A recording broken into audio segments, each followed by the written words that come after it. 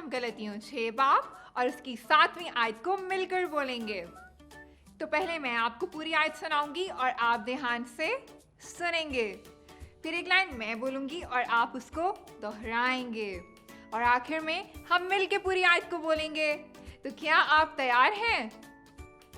अब मैं आपको पूरी आयत सुनाऊंगी और आप ध्यान से सुनेंगे।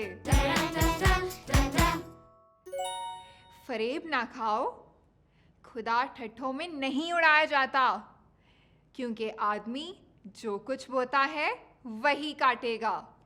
गलतियों 6 बाब 7वीं आयत। अब एक लाइन मैं बोलूंगी और आप उसको दोहराएंगे। फरेब ना खाओ, खुदा ठट्ठों में नहीं उड़ाया जाता,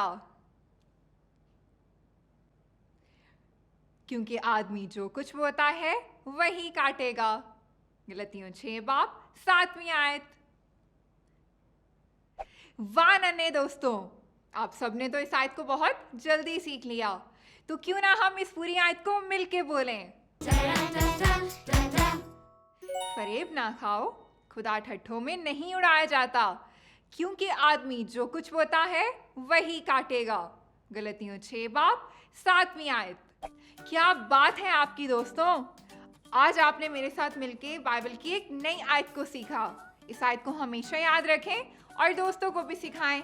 अगली दफा मिलेंगे और एक साथ सीखेंगे बाइबल से एक नई आयत।